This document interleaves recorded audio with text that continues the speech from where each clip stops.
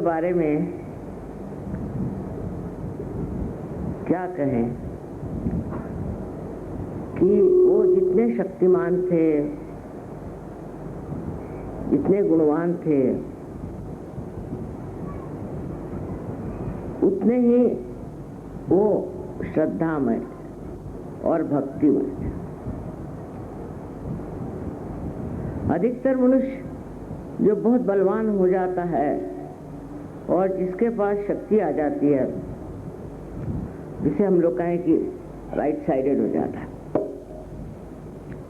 और वो अपने को इतना ऊंचा समझता है कि अपने आगे किसी को भी नहीं मानता। पर हनुमान जी एक विशेष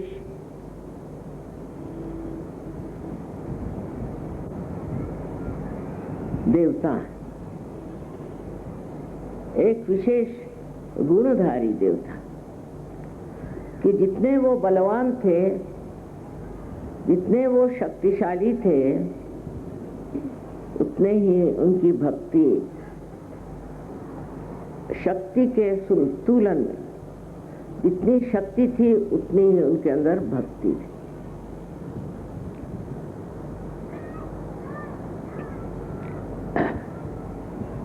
ये संतुलन उन्होंने किस प्रकार पाला और उसमें रहे, ये एक बड़ी समझने की बात है।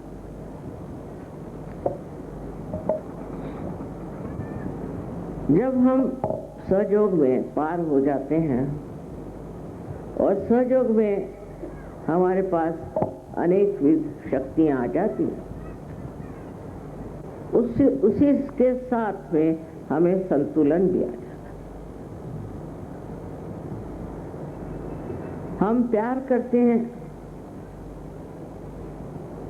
और प्यार के सहारे, प्यार की शक्ति के सहारे हम अपने कार्य में रत रहते हैं, वो कार्य करते रहते हैं। इसी प्रकार श्री हनुमान जी अत्यंत शक्तिशाली थे और उनके अंदर दैवी शक्तियां, उनके अंदर नवधा शक्तियां थी,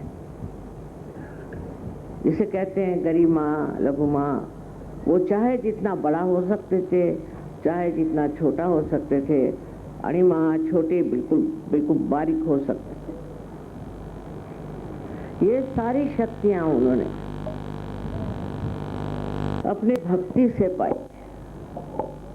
इसका मतलब है कि भक्ति और शक्ति दोनों एक ही चीज। जिसके अंदर शक्ति है और उसके अंदर भक्ति नहीं, तो वो तो राक्षस हो जाता है,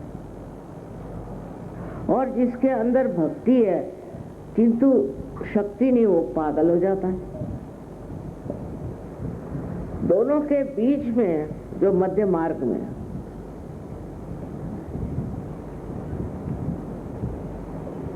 इस चीज को पाता है, जिसे आप शक्ति कहिए चाहे भक्ति कहिए, उसके शरीर का अंग अंग उसी से बना रहता है। उसकी विशेषता के कारण आज बजरंगबली को हम देश विदेश में भी उनकी बहुत अर्चना करते हैं। मुझे आश्चर्य लगता है कि प्रदेश के जो छोटे लड़के हैं, बच्चे हैं, जब वो कोई सा भी चित्र बनाते हैं तो पहले हनुमान जी का ही चित्र बनाते हैं। फिर दूसरी उनकी विशेष बात कि वो अर्ध मनुष्य थे और अर्ध वानर थे, माने पशु और मानव का बड़ा अच्छा मिश्रण था। तो हमारे अंदर जो कुछ भी हमने अपने उत्क्रांति में, अपने एवोल्यूशन में पीछे छोड़ा है, उसमें की जो प्रेम और उसमें की जो आसक्ति थी, वो उन्होंने अपने साथ ले ली थी। जैसे कि आप देखते हैं कि गुरुओं का जो मार्ग माना जाता है, जिसमें के गुरु के कौन से प्राणी उनके सेवक माने जाते हैं, सो कुत्ते को मानते हैं। कुत्ते में वो विशेषता है कि गुरु के जैसे एक साधक पूर्णतया समर्पित होता है और गुरु के सिवा उसका और कोई मालिक नहीं होता, कोई और उसका विचार नहीं होता। हर समय वो अपनी जान लगा देता है अपने मालिक के लिए। इसी प्रकार एक समझना चाहिए कि एक प्राणी जो कि उत्क्रांति में बना हुआ है, जब वो मनुष्य के सानिध्य में आता है तो वो क्या सीखता है? परम भक्ति। इसका मतलब है भक्ति हमारे अंदर जन्मतः बनी हो, पूर्णतया पहले ही से हमारे अंदर भक्ति का बीज बोया। जब हम लोग इस दशा में नहीं थे, मानव दशा में नहीं थे, तब हमारे अंदर भक्ति का उद्भव बहुत हो गया। भक्ति बुरी तरह से हमारे अंदर समा गई।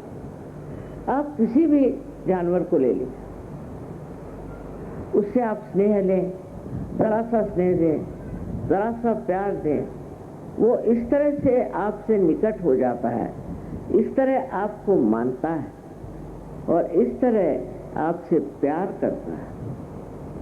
घोड़े की भी बात आपने सुनी होगी कि घोड़े जो है वो अपना सवार जब गिर जाता है या वो मरने को होता है तो उसके ऊपर छा जाते हैं।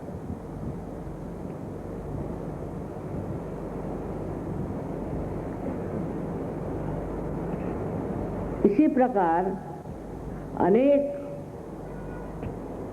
हाथियों के बारे में बताया कि ये हाथियों की निष्ठा भी कमाल की, और वो अपने मालिक को कभी कोई तकलीफ नहीं देते। और अगर उनके मालिक पे अगर कोई शेर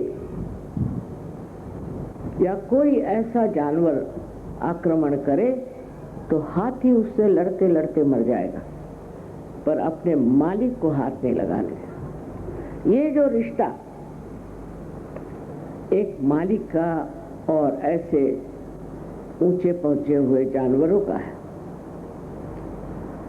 ये रिश्ता हमारे अंदर भी स्थित है, पहले इसे बंधा हो। और इस रिश्ते के साथ वो शक्ति भी हमको मिलती है। जैसे मैंने बताया कि हाथी लड़ते लड़ते मर जाएगा, वो लड़ने की शक्ति भी हाथी के अंदर इसलिए आए कि उसके अंदर वो प्यार और भक्ति है।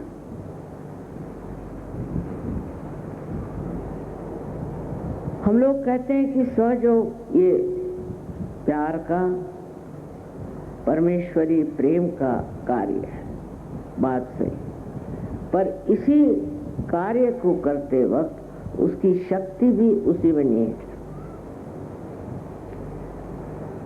हम लोग उसको शायद जाने या न जाने, उसके बारे में हमें उसकी प्रचिति हो या न हो, पर वो भी उसी के साथ निहित है और वो शक्ति दैवी शक्ति। मनुष्य का किसी के प्रति नतमस्तक होना, किसी को मान लेना, किसी को बड़ा समझ लेना, ये सब उसी के लक्षण। किंतु जब वो अपने गुरु को मानता है तब उसके अंदर गुरु की महिमा तो होती है, पर उसके साथ साथ उसकी शक्ति भी होती है। तो भक्ति और शक्ति दो अलग चीजें नहीं, एक ही है। हम ये कहेंगे कि अगर राइट हैंड में अगर शक्ति है तो लेफ्ट हैंड में भक्ति। ये शक्ति भक्ति का संगम श्री हनुमान जी में बहुत सुंदरता से वर्णित है। कहीं तो वो रावण की लंका जलाने चले गए और वहीं सीता जी के सामने नतमस्तक भी हो गए। और जब सीता जी ने कहा कि नहीं, तुम तो मेरे बेटे हो, मैं बेटे के दम पर नहीं आऊंगी, मेरे पति को आना होगा और इस आदमी का संहार करना होगा। जब वो इसको नष्ट करेंगे तब मैं उनके साथ जाऊंगी। तो हनुमान जी इतने से वहां गए थे, उनका ठीक है, वो तो उनको ऐसे उठा के ले आते हैं, उनकी शक्तियां ही ऐसी थी। लेकिन उन्होंने कहा कि अगर माँ ये बात कह रही है ठीक है। और उसके बाद इतना बड़ा महायुद्ध हुआ, उसकी जरूरत थी। अब ये गुण श्री राम के भी विशेष हुआ, अत्यंत शक्तिशाली, और उनका निशाना कभी चूकता नहीं था। आपने सुना होगा कि सीता स्वयंवर में उन्होंने क्या किया। लेकिन वही श्री राम जब रावण की बात आई तो उसको उन्होंने छोड़ा नहीं, उसका उन्होंने वध कर दिया। उसकी जो मैंने उसका जो वर्णन तुलसीदास जी ने बहुत सुंदर किया कि श्री राम बार बार बाण मार रहे थे और रावण के 10 सर में से एक एक गिरता जाए, फिर आ जाए, फिर गिरता जाए, फिर आ जाए।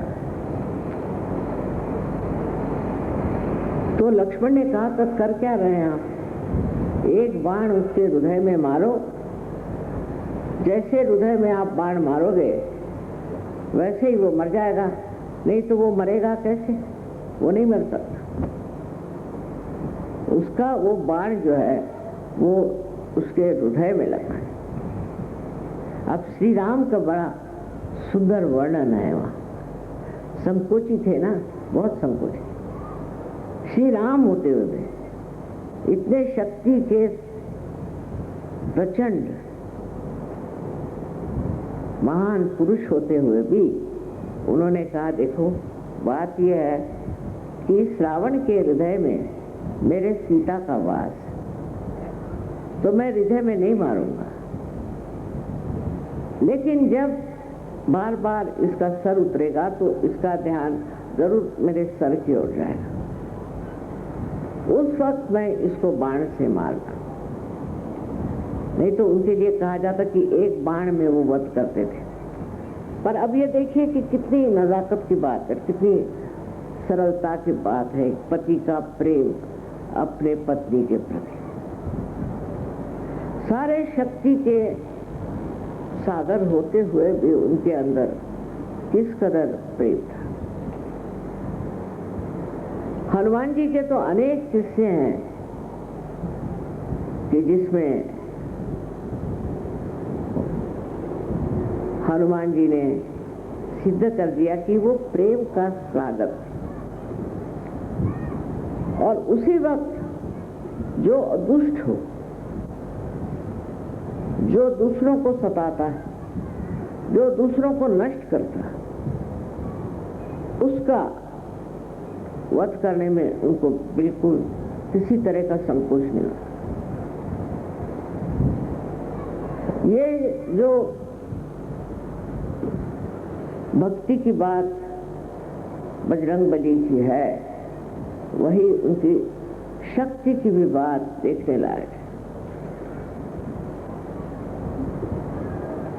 वो जानते थे कि रावण सिर्फ अग्नि से डरता है, इसलिए लंका में गए और लंका दहन कर दिया। ये उनकी शक्ति की बात है कि उन्होंने लंका दहन कर दिया। और उस दहन में किसी को मारा नहीं, किसी को जलाया नहीं। रावण भी जला नहीं, कोई नहीं जला, पर उसे दहशत हो गई तो लोग घबरा गए कि रावण क्या पाप कर रहा है। रावण जो इस तरह के कार्य कर रहा था पहले लोगों में सम्मत था। वो कहते भाई ये रावण ही है, क्या है, इसकी इच्छा जो है सो है, इसको जो करना है सो करने दो, हम उसको कहने वाले कौन होते हैं, रावण तो रावण ही हुआ। लेकिन जब, कितनी समझदारी की बात है कि जब लंका जल उठे, जब लंका का दहन हो गया, तब लोग समझ गए कि ये तो बड़ी खतरनाक बात है, बड़ी घबराने की बात, क्योंकि लंका का दहन हो गया और हम लोग अगर जल गए होते तो। अब आग की विशेषता ये कि ऊपर जाती है, नीचे नहीं आती। सब लोग नीचे से ऊपर देख रहे थे कि जल रही है, जल रही है, जल रही है, पर पूरा लंका दहन हो गया लेकिन कोई जला नहीं। ये डराने के लिए, उनको समझाने के लिए कि रावण महापाप कर रहा है, उन्होंने ये कहा।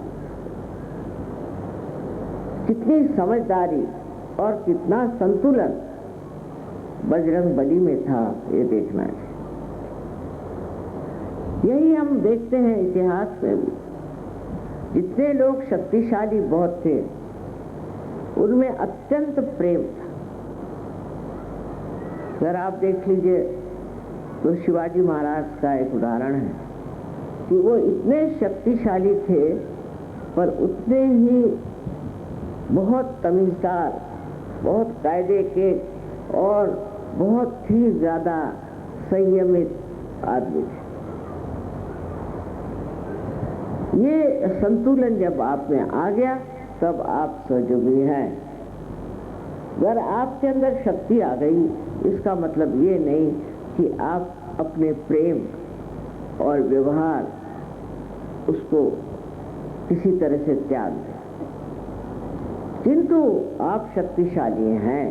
उसकी शोभा ही ये है कि आप, जो लोग दलित हैं, जो गरीब हैं, जो दुखी हैं, जो पीड़ित हैं, जिन पे आफत आई हुई है, उनके संरक्षण में, और जो लोग उनको पीड़ा देते हैं, जो नाश करते हैं, जो सताते हैं, और जिन्होंने हर तरह की परेशानी लोगों के लिए खड़ी की है, ऐसे लोगों आप कुछ करने की जरूरत नहीं, सिर्फ बंधन से ही आप ठिकाने लगा सकते हैं। ये जो आपके अंदर शक्तियां आ गई हैं, इसका इस्तेमाल इसीलिए करना चाहिए कि जिससे जो दुष्ट हैं वो खत्म हो जाए। लेकिन आपकी शक्ति में हाथ में तलवार या गदा नहीं, हनुमान जी जैसे बाह्य में गदा नहीं है, पर अंतर में है। आपके अनुभव आप देख लीजिए कि जो आदमी परेशान करता है, तंग करता है, उस पे गदा प्रहार हो जाता, चाहे आप हाथ में गदा उठाइए या नहीं उठाइए। इस तरह से आप तो स्वयं सुरक्षित हैं ही, आपकी तो सुरक्षा है ही, लेकिन उसके साथ ही साथ आपके जो दूसरे सहयोगी हैं उनकी भी सुरक्षा है। इस तरह से बचत हो जाती। अब इसमें श्री बजरंगबली का हाथ बड़ा जबरदस्त है। आपको पता नहीं कि वो आपके आगे पीछे खड़े हुए हैं।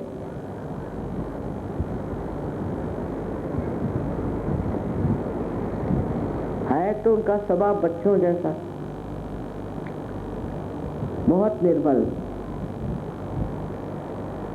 और बहुत सरल, लेकिन इतनी समझदारी और हर तरह की खूबियां वो जानते हैं। इसका मतलब है कि उनकी शक्ति के साथ उनके अंदर निरक्षीर विवेक बहुत था, बड़े ही बुद्धिमान थे। आजकल की बुद्धि तो बिल्कुल बेकार है, पर वो बुद्धि की जो प्रेम से हर एक चीज को जांचे और समझे, उस बुद्धि के एक विशेष स्वरूप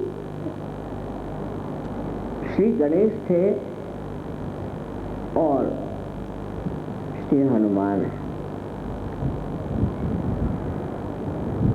दोनों में विशेषता ऐसी है कि हनुमान जी बहुत बलिष्ठ, बहुत तेज ऐसी देवता है और श्री गणेश ठंडे हैं।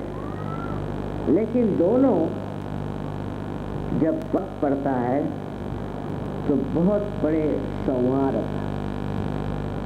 सहयोगियों को संहार करने की जरूरत नहीं, किसी का संहार करने की जरूरत नहीं। बस आप ये सोच लीजिए कि आपके साथी ये दोनों हर पल हर क्षण है। जब भी आपको कोई परेशान करे, तंग करे, तो साक्षात आपके संरक्षक आपके साथ खड़े। बहुत से बार आप सुनते होंगे कि ये मिनिस्टर लोग जाते हैं, कोई जाता है तो उनके साथ सिक्योरिटी चलती है। सहयोगियों की सिक्योरिटी उनके साथ ही चलती है। और दूसरी सिक्योरिटी जो चलती है वो है गणों।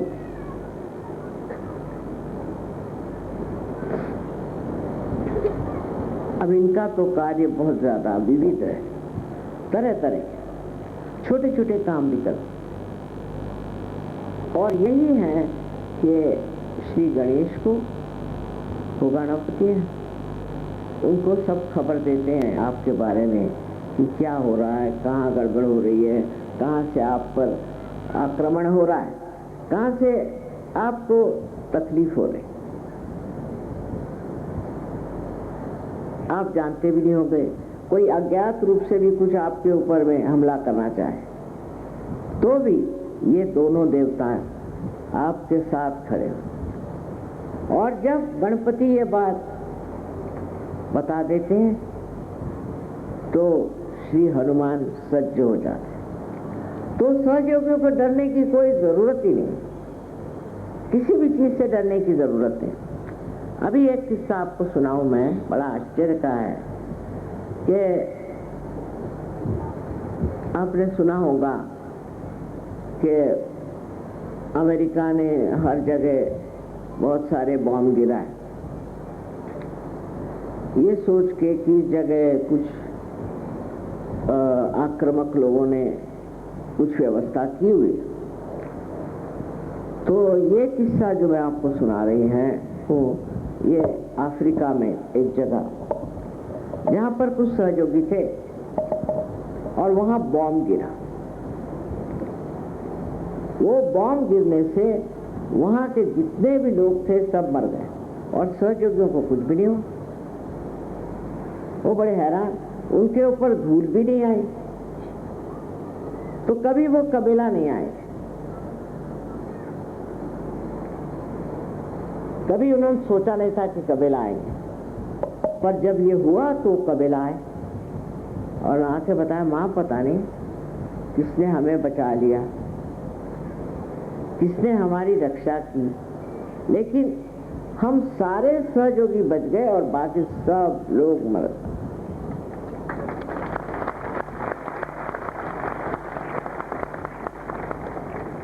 अब ये वाकया है, सही बात है, और इसका कारण ये है कि आपने अब परमात्मा को स्वीकार्य कर लिया। आपने सहज मार्ग से अपना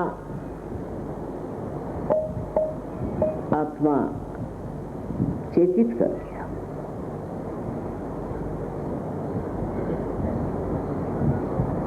इस आपके नए परिवर्तन से आप एक महान भक्त और शक्तिपूर्ण ऐसे इंसान हो गए। अब किसी की मजाल नहीं कि आप कुछ,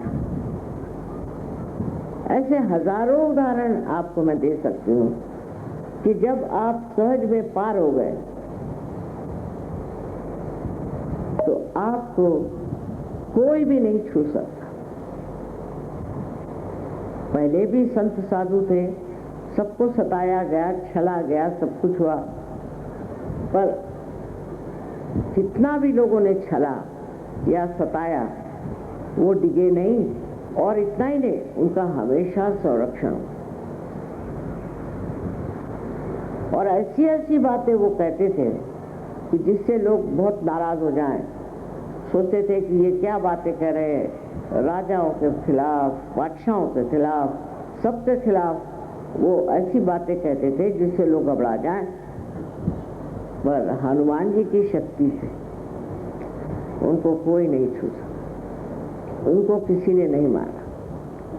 ख्वाजा निजामुद्दीन साहब के बारे में एक बड़ा अच्छा किस्सा है कि वो उनसे उनके बादशाह ने कहा कि तुम आकर के मेरे सामने झुको, कुर्नी साफ करो। उनका नहीं, मैं आपके सामने नहीं झुकने वाला, आप कौन होते हैं? बहुत नाराज होगा।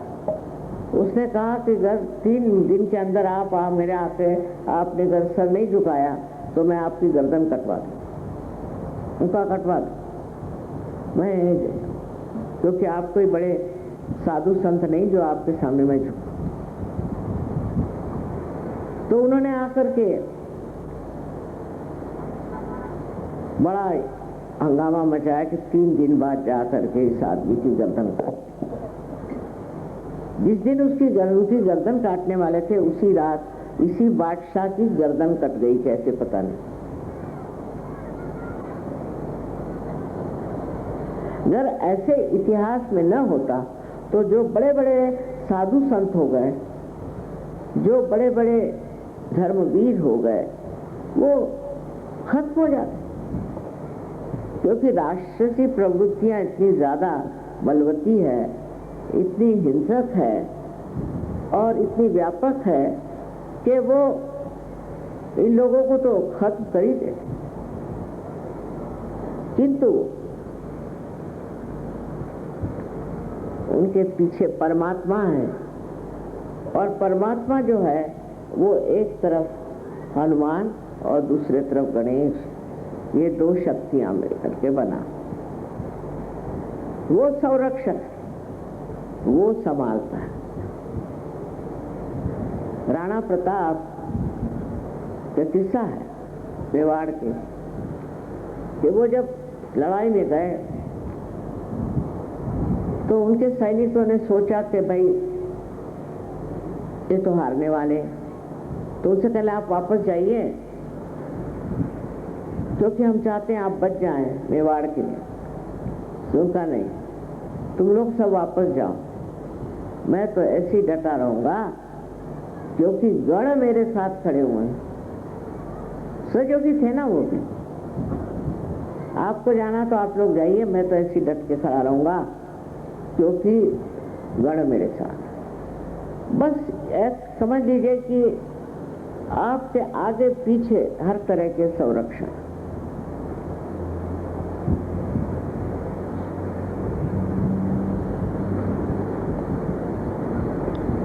पर इस संरक्षण को मिलते ही मनुष्य में क्या होना चाहिए, स्वयुग में क्या होना, वो धीर गंभीर और किसी से डरने वाला इंसान नहीं होता।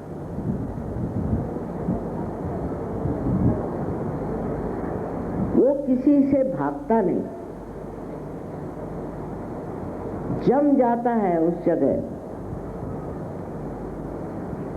और जो कुछ दुष्ट आदमी है उसके सामने डट जाता है।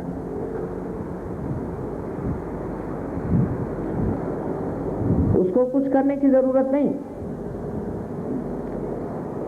वो जमाना गया। अब तो आप सिर्फ खड़े हो जाए, वो दूसरा भाग जाएगा, उसको पता नहीं चलेगा क्या हो रहा। ऐसे अनेक अनेक अनुभव सहयोगी मुझे लिख के भेजते हैं कि माँ ऐसा हुआ वैसा हुआ, ये बात हुई। नहीं तो इस परदेसी लोगों के सामने सहयोग फैलाना कोई आसान चीज नहीं। और मुसलमानों में भी जब अब सहयोग फैलने लग गया, तो इससे आप समझ सकते हैं कि दैवी शक्ति जो प्रेम की शक्ति है, उसके अंदर कितनी ताकत है और उससे कितने कार्य हो सकते हैं। पर इसका मतलब नहीं कि आप हनुमान जी के नाम पर कोई बड़ी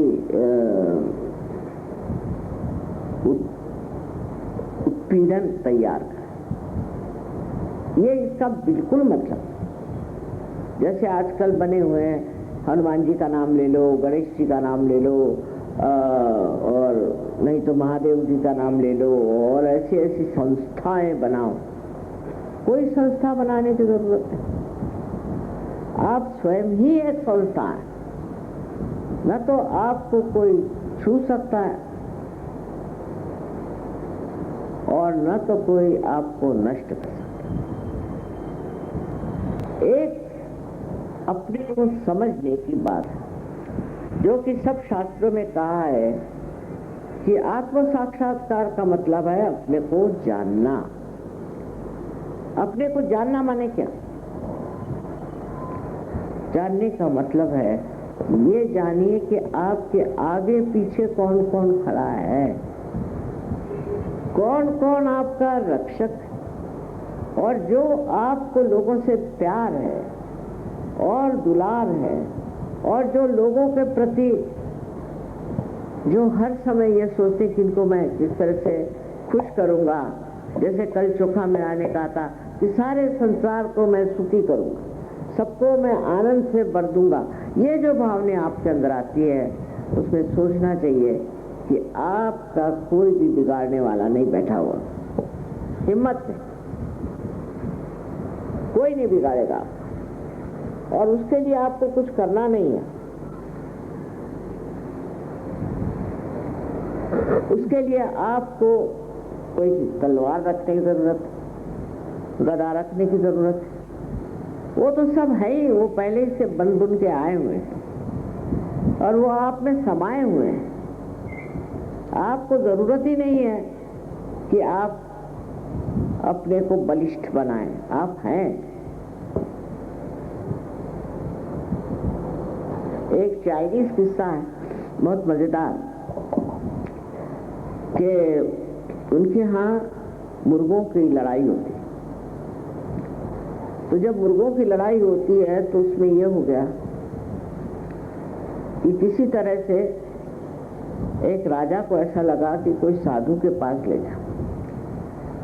तो ये मुर्गे जो हैं, ये साधु से सीख ले कि दुनिया से कैसे लड़ना चाहिए, क्योंकि ये साधु किसी से लड़ता नहीं, पर इसको कोई छूता भी नहीं। इससे लोग दूरी भागते हैं और उसके तरफ नतमस्तक रहते हैं। तो ऐसी कौन सी इसमें बात है कि ये इस तरह से इस दुष्ट दुनिया में इस तरह से रह रहे हैं। तो साधु ने कहा कि अच्छा तुम मुर्गों को छोड़ दो। तो एक मुर्गा उसके पास वो छोड़ के चले गया। 1 महीने बाद वो मुर्गा वो ले गए और उसको, यहाँ लड़ाई हो रही थी, बहुत सारे मुर्गे जिसमें थे, ऐसे प्रांगण में ले जाके छोड़ दिया। तो अब मुर्गे जो ये महाराज थे, ये अपने खड़े रह गए। अब सब मुर्गे आपस में लड़ रहे हैं, झगड़ रहे हैं, ये कर रहे हैं, वो कर रहे हैं। एक के बाद एक, एक के बाद एक, सब निकल गए। बस एक ये महाशय खड़े रहे। सब लोग इनसे डरने लगे कि इनको तो कुछ हो ही नहीं रहा, तो ये कोई विशेष है कि क्या। और आखिर में वही एक मुर्गा बचा रहा जो अपनी शान में खड़ा हो। तो आज जब हम हनुमान जी की यहाँ पूजा कर रहे हैं, तो सोचना चाहिए कि हनुमान जी साक्षात हमारे अंदर बसते हैं। वो हमारे राइट साइड में,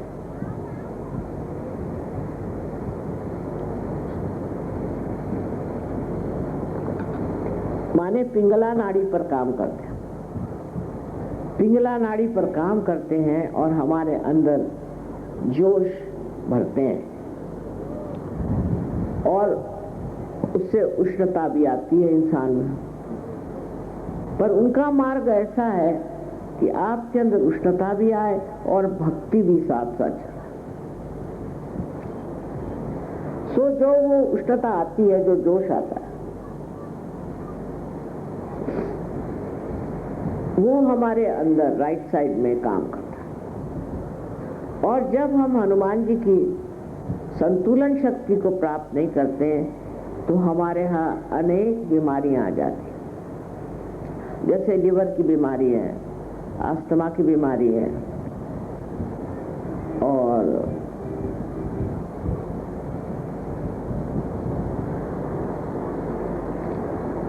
यहाँ तक हार्ट अटैक करना चाहिए आता है। और जब इनकी गर्मी नीचे की तरफ जाती है, हनुमान जी गर्मी को कंट्रोल करते हैं, पर जब गर्मी कंट्रोल नहीं होती है तो ऐसी ऐसी बीमारियां होती है कि जिनका कोई इलाज नहीं। ब्लड कैंसर हो सकता है इससे, और इंटेस्टाइनल ट्रबल हो सकता है। मैंने दुनिया भर की बीमारियां एक ही लिवर के खराबी से होती है, और लिवर की खराबी होती है क्योंकि हम हनुमान जी की बात नहीं मानते। मैंने कभी हमें गुस्सा आया, कोई जरूरत नहीं गुस्सा आने की, पर आया गुस्सा तो लगे मारने पीटने, इसको उसको हंगामा करने। ये फिर हनुमान जी की शक्ति। कोई गुस्सा करने की बात ही नहीं, किसी पे नाराज होने की बात ही नहीं है, क्या जरूरत ही नहीं है। अगर आप हनुमान जी को मानते हैं तो वो किसी पे गुस्सा नहीं। लेकिन इंसान है, हर बात पे गुस्सा चढ़ता है, अहंकार चढ़ता है उसके अंदर। हनुमान जी में जरा भी अहंकार नहीं था। राइट साइडेड आदमी में बहुत अहंकार होता है। मनुष्य में तो इतना अहंकार है, अरे बाप रे, रे बाप रे।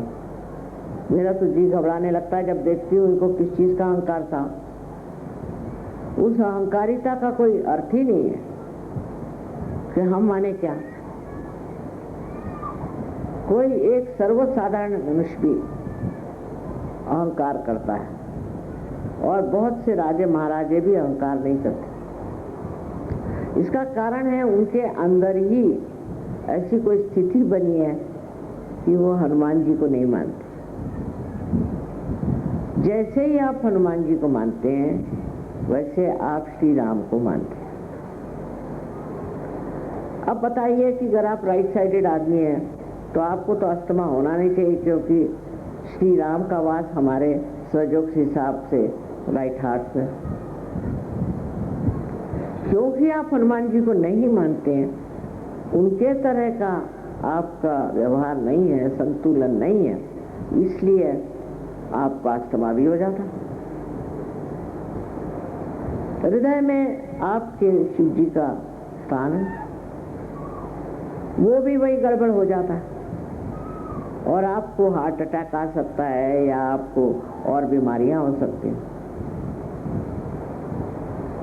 सहयोग पे आने पर आपको समझना चाहिए कि हनुमान जी का आपके सामने एक आदर्श, गणेश जी का है ही, वो तो अबोधिता के बिल्कुल अवतार। जैसे छोटे बच्चे होते हैं वैसे ही भोले भाले, लेकिन बुद्धि के बहुत चाणक्य।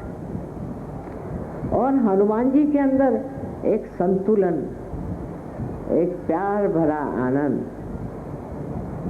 और उसी के साथ साथ शक्ति दर्शन। ये सब चीजों को समझते हुए एक सहयोगी का चरित्र या उसका जीवन ऐसा होना चाहिए कि संतुलित। आपको जब गुस्सा भी आता है तो आप चुप होकर देखिए,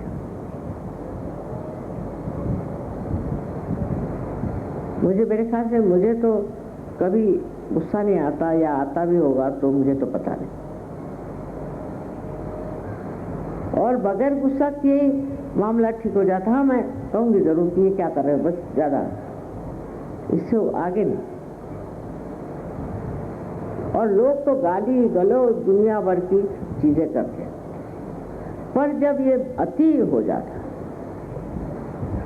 जब ये गुस्सा करने का मादा अति हो जाता है और आदमी, वो तो बड़े गुस्से में बैठे हुए हैं, वो वहाँ बैठे हैं, गुस्से करके बैठे हैं, वो गुस्सा कर रहे हैं, इस तरह के जब आदमी हो जाते हैं तो एक बड़ी गंभीर बात होती है, एक बड़ी गंभीर बीमारी उनको लगती है, उनको अल्जाइमर कहते हैं। अल्जाइमर की बीमारी इस गुस्से से होती है। वो गुस्सा जो हम बेकार में,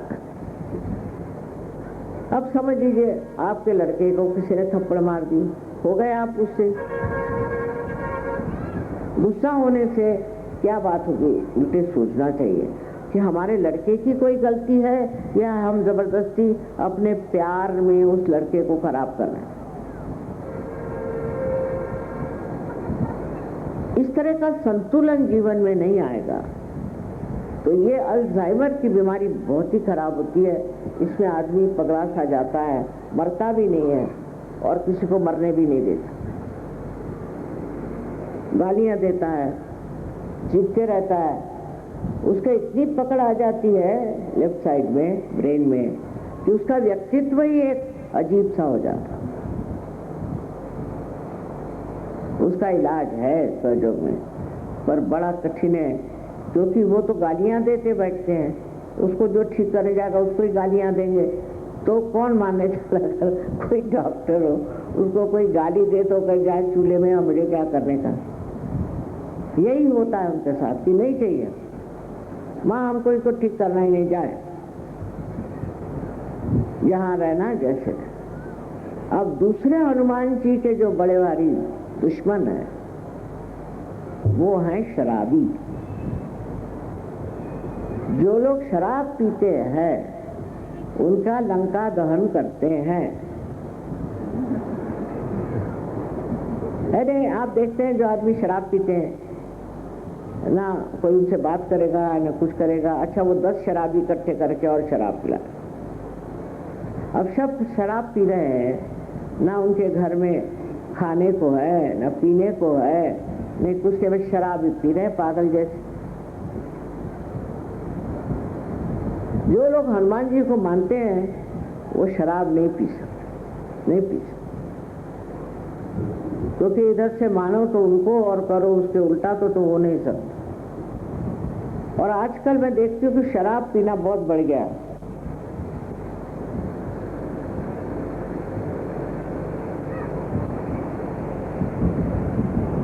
और मुझे आश्चर्य होता है, एक बड़े अफसर साहब थे, एक बार उनके घर में गए, क्योंकि हमारे पति के वो दोस्त भी थे और मियाँ बीवी दोनों शराब पीते थे और बड़ी ठंड थी, तो मुझे कहने आज रात यहीं ठहर जाओ। मैंने कहा अच्छा ठहर जाएंगे। तो पूरे घर में एक कंबल, मैंने कहा हे भगवान, इतने बड़े अफसर के घर में एक कंबल। मैंने कहा मेरे तो कोई बात नहीं, मैं तो सो लूंगी। अब वो लोग परेशान हो कि एक कंबल में इनको कहाँ सुलाएं। मैंने कहा मेरी चिंता मत करो, मैं ठीक कर लूँगी। इतना उनका हाल खराब, उनकी लड़की खराब गई, लेकिन मानने को तैयार नहीं कि मेरी लड़की खराब गई। बस जैसे शराब पी लेंगे तो ये कहना शुरू करेंगे कि साहब मेरी लड़की सबसे अच्छी, आप कुछ मत कहिए। वो लड़की का सत्यानाश, क्योंकि चढ़ गई, शराब चढ़ गई तो होश ही नहीं उनको, उसका बिल्कुल सत्यानाश हो गया उस लड़की का। अंत में अभी आई थी मेरे पास सोते हुए, बहुत उसका सर्वनाश कर दिया। तो ये बात है कि शराब का एक नशा और नशा को भी बढ़ा देता है, और उसमें सबसे बड़ा नशा ये हो जाता है कि मनुष्य को प्रेम नहीं रहेगा, तो किसी से प्यार नहीं करता। इसीलिए सबने, सारे धर्मों ने शराब को मना किया। लेकिन अब ईसाई धर्म जैसे है, सब लोग उसमें से कुछ न कुछ हिसाब किताब बना लेते हैं, हिंदू धर्म में भी है, ईसाइयों में भी, मुसलमानों में। तो उन्होंने ये कहा कि जब ईसा मसीह किसी शादी में गए थे तो उस शादी में शराब बनाई गई, बिल्कुल झूठ, इसलिए हम लोग शराब पीते हैं। माने इंग्लैंड में तो मैं हैरान ही हो गई, कोई मरा तो शराब, कोई मर गया तो भी शराब पिएंगे, कोई पैदा हुआ तो भी शराब पिएंगे। मतलब इसका क्या अर्थ है मेरे समझ नहीं आया।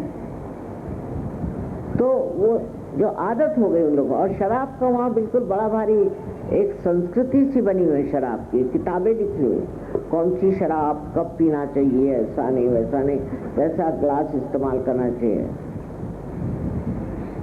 अब इन शराबी लोगों का जो हाल मैंने देखा, वो मैं सोचती हूँ कि ये आधे इंसान है, आधे बिल्कुल पगले, पागल लोग। पर वो वहाँ संस्कृति बन गई। सबसे ज्यादा तो फ्रांस में है, फ्रांस की तो संस्कृति बन गई, उनसे अपने को सीखने का कुछ नहीं। अब वो जो शराब की बात करते हैं, तो ईसा मसीह जब वहाँ गए तो उस वक़्त में वो जगह हिब्रू में मैंने पढ़ा हुआ कि लोग जो है द्राक्ष का रस पीते थे, माने अंगूर का रस पीते थे। तो उन्होंने पानी में हाथ डाल के उसके अंगूर का रस बना दिया पानी का। शराब कभी सड़ाए गलाए बगैर बनती है क्या? 2 मिनट में सहज में शराब बन सकती है क्या?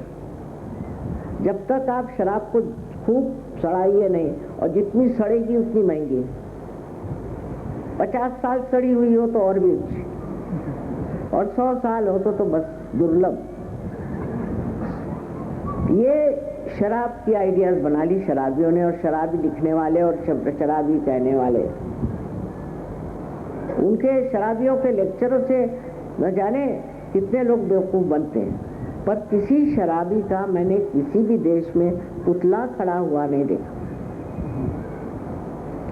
सो ये सब लोग श्री हनुमान के विरोध में नहीं है, पर उनको अटैक करते हैं, उनको आक्रमण करते हैं। फिर वो भी दिखा देते, ऐसी गर्मी अंदर कर देते हैं पेट में कि फिर कैंसर, फलाना टिकाना, सब बीमारी हो जाए। पियो और पियो पियो।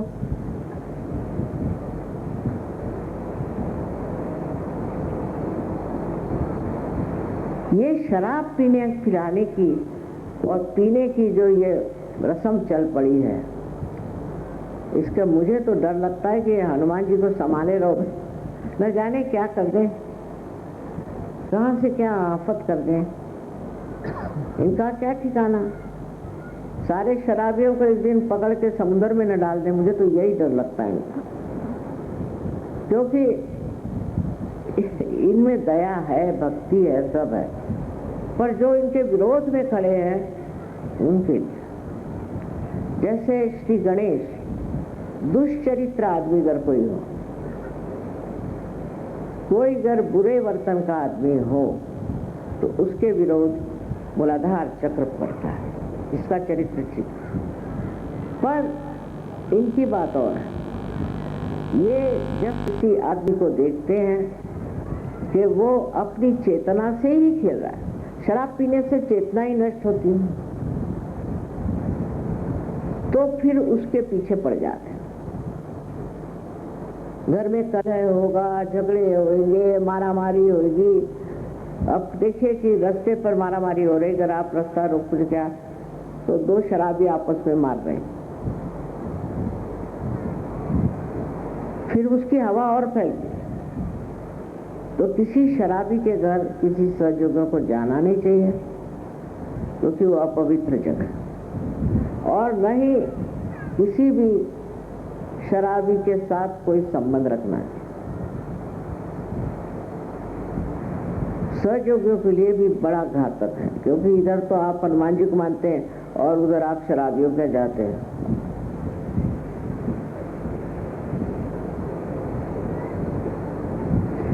खासकर पूना में न जाने कितने तरह के हनुमान जियाँ हैं।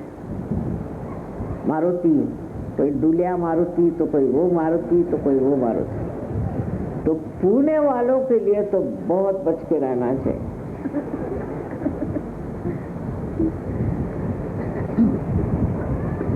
वो एक आए थे हनुमान जी वाले मेरे पास कि माँ एक आके लेक्चर दो। मैंने कहा मैं नहीं आऊँगा। कहना क्यों? मैंने कहा आप शराब पी करके वहाँ गंदे गंदे सिनेमा के गाने गाते हो और आपको मालूम है ये मारुति क्या है? ऐसे गले घोटेंगे सबके के फिर पता चल जाएगा। तो उस गणपति के यहाँ आजकल मैंने ये सुना है शराब पीने नहीं देते। कोई शराबी पी कर आता है तो उसको भगा दे। आप सोचो कि हिम्मत देखिए कि हनुमान जी के सामने ही जा करके और ये धंधे करना, हनुमान जी के सामने, क्या हिम्मत। और ये सब कुछ करने से लोग सोचते हैं कि पैसा आता है। इसका जो धंधा करते हैं और जो पीते हैं, इसके जो ग्राहक हैं, सब किसी तरह से बिल्कुल बेकार, बैंकरप्ट, एक पैसा नहीं। अब लोग कहेंगे कि शराब में ऐसा क्या है? क्योंकि हनुमान जी का मामला है भाई, इसका क्या कारण है? हनुमान जी के विरोध तुम जा रहे हो। उनकी शक्ति आपके अंदर राइट साइड से बैठे, उसको इस्तेमाल करो संतुलन के साथ। बजाय इसके आप शराब पीते अपना लिवर खराब करो, फिर ये खराब करो, वो खराब करो, तो वो तो उखड़ेंगे। माने सूक्ष्म में ये हनुमान जी का काम। बाह्यता लोग नहीं समझते। बाह्यता तो यह हालत है कि कहीं अगर शराब के विरोध में कुछ कहो तो लोग मारने को दौड़ेंगे आपसे। अगर आप नहीं पीते तो कहेंगे क्या बेवकूफ आप शराब नहीं पीते हो। अरे बाबा, उसके पीछे में इतने बड़े हनुमान जी खड़े हुए हैं, अगर एक बार भी इसका प्रहार किया तो गए आप, जिंदगी से गए। मेरे ख्याल से पहले ही प्रहार करते, नहीं तो लोग ऐसे पागल जैसी कैसी बातें करते, वही बात करेंगे, वही बात एकदम। और सब पागल, सब साथ पार्टी हो रही, ये हो रहा, और सब पागल लोग हो।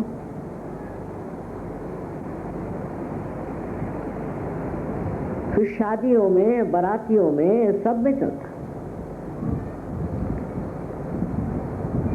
अब जो इंसान कार्य करता है, बहुत आगे की सोचता है और बहुत विचारक है, सब है, पर प्रेम नहीं है सबके प्रति, प्रेम की भावना नहीं है, उसको भी इसकी तकलीफ होती। क्योंकि राम की भक्ति करने वाले इस हनुमान जी का कोई ठिकाना नहीं। अगर आप बड़े कार्यकर्ता है, बहुत बढ़िया आदमी है, सब कुछ है, लेकिन आपको सबके प्रति प्रेम नहीं, चलने नहीं। सबके प्रति प्रेम रखना। और इसीलिए ईसा मसीह ने कहा है कि सबको माफ करिए। आप कौन होते हैं माफ न करने वाले? आप स्वयं हनुमान जी नहीं है।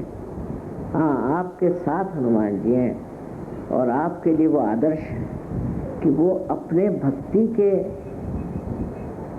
शक्ति पर इस ऊंचे पद पर पहुंचे।